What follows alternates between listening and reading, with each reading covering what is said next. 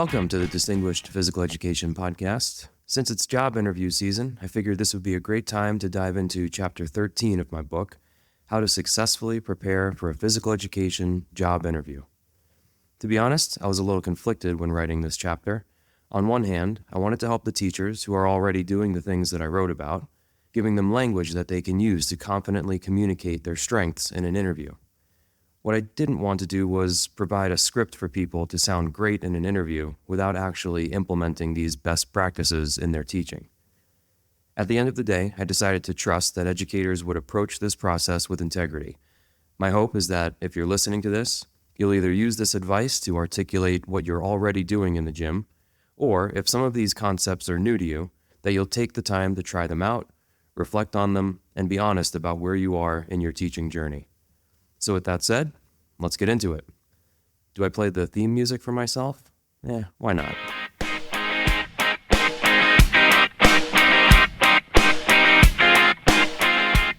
One of the most important things to communicate in a PE job interview isn't just what you know or what you've done, it's your mindset, and specifically your growth mindset.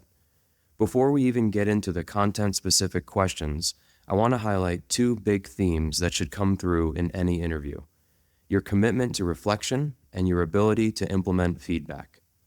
Here's the thing: principals and hiring teams aren't necessarily looking for the perfect candidate.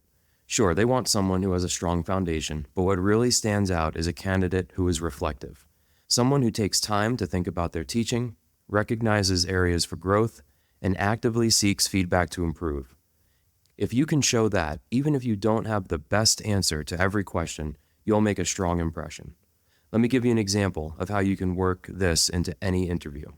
A pretty common question you might get is, how would your colleagues describe you?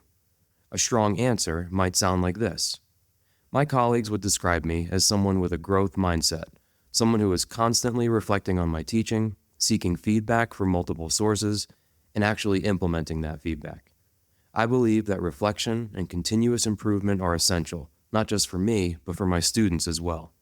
I try to model that same mindset in my classes, creating a space where students feel comfortable making mistakes, trying again, and improving over time. So even if you don't feel like you completely nailed an interview question, this mindset can be your safety net. Let's say you get asked something you're unsure about. You can still give your best response while also showing that you're eager to grow in that area. You might say something like, "That's something I've been exploring in my practice, and I'd love to continue in that area with the support of my colleagues and leadership." That way, you're reinforcing that you're a reflective educator who welcomes feedback and is committed to getting better. With that foundation in place, let's move into some of the key topics that every PE teacher should be prepared to address in a job interview. Let's start by talking about something that absolutely has to be front and center in any PE job interview: the learning environment and the culture you create in your gym. At the end of the day, if students don't feel welcomed, safe, and comfortable in your gym, it won't matter how great your lesson plans are. They won't fully engage, they won't take risks, and they won't develop the confidence to grow. So when you're preparing for an interview, this needs to be a key part of how you talk about your teaching. A common interview question that gives you the perfect opportunity to highlight this is, what is your philosophy of teaching? A strong response might sound like this: my teaching philosophy revolves around creating an inclusive culture in PE, one where every student feels safe, valued, and comfortable.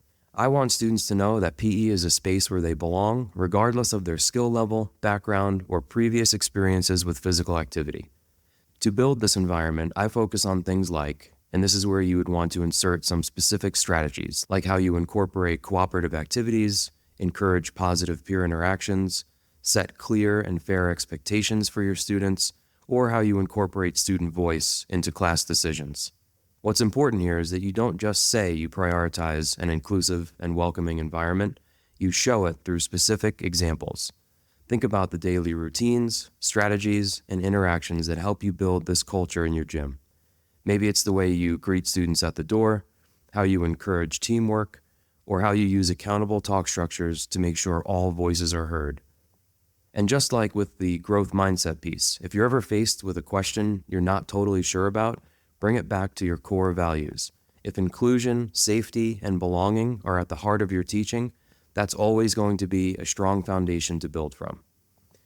All right, now that we've covered how to communicate your teaching philosophy, let's move into some of the instructional strategies that help bring that philosophy to life. Next up, let's talk about one of the biggest things that separates a strong PE teacher and candidate from someone who's just running activities: standards-based objectives. If you take nothing else away from this episode and all the work that I share with you, remember this: your lessons should always be built on state and/or national standards. That's what makes them purposeful. That's what ensures that students are learning something meaningful as they engage in activities. And that's what legitimizes physical education and separates it from other recreation programs. When interviewers prompt you with something like, "Describe how you plan your lessons," what they're really asking is, do you have a system? Do you have a clear and intentional process that ensures students are actually learning, not just moving for the sake of moving? A strong answer could sound like this: when planning my lessons, I always start with our state or national standards as my foundation. These standards ensure that I'm delivering grade-level appropriate content and progressing students towards key skills they need to develop over time.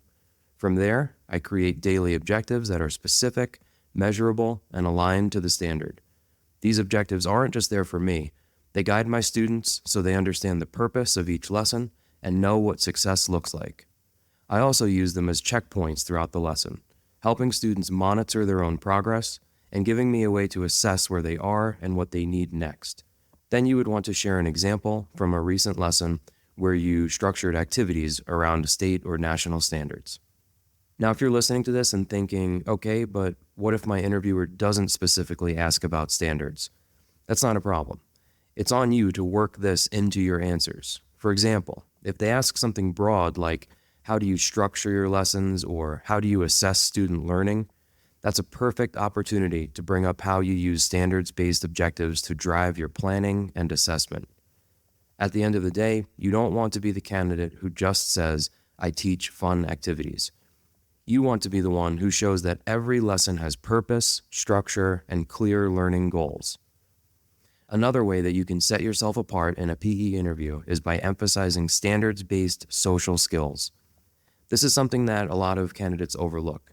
They'll talk about how they teach the overhand throw, soccer dribbling, or muscular endurance. And sure, those are important. But if you really want to stand out, show that you don't just teach physical skills. You intentionally develop students' social skills too. Why does this matter? Because when a school hires you, they're not just looking for someone who can teach kids how to play a game. They're looking for someone who contributes to the school culture, someone who helps students learn how to cooperate, handle competition, and support each other in a movement setting. So when an interviewer asks something like, what is your favorite lesson or unit to teach? Or what lessons of yours do students enjoy most? This is a perfect opportunity to highlight how often you embed social skills into your lessons. Here's what a strong response might sound like. Some of the lessons my students enjoy the most revolve around standards-based social skills. At different times of the year, I even build entire units around them. For example, at the start of the school year or after winter break, I'll run a cooperative activities unit that focuses on teamwork, communication, and inclusive behaviors. During that unit, I use grade-level expectations from our social skills standard to design daily objectives that help students practice and reflect on these skills in action. But this isn't just something I reserve for standalone units. I embed social skills into traditional units as well. For instance, let's say I'm teaching soccer. Once students have developed fundamental dribbling and passing skills and we're moving into modified games, I don't just focus on physical performance. I write and communicate social skills objectives too. They could sound like, today our goal is to demonstrate positive communication with teammates. Or, as you play today, focus on showing good sportsmanship and socially acceptable responses whether you win or lose. Or, during our games, notice when a teammate does something well and congratulate them.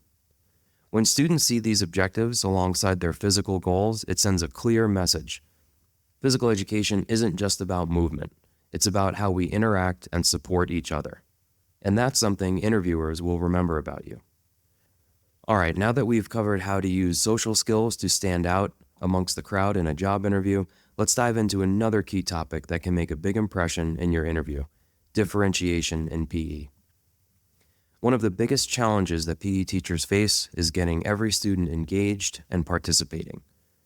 We all have students who are hesitant, uninterested, or even resistant to certain activities.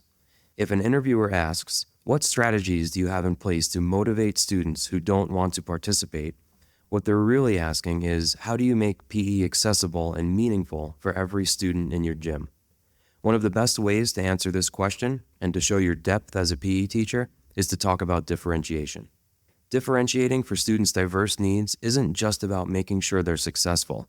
It's also one of the most proactive ways to keep them motivated.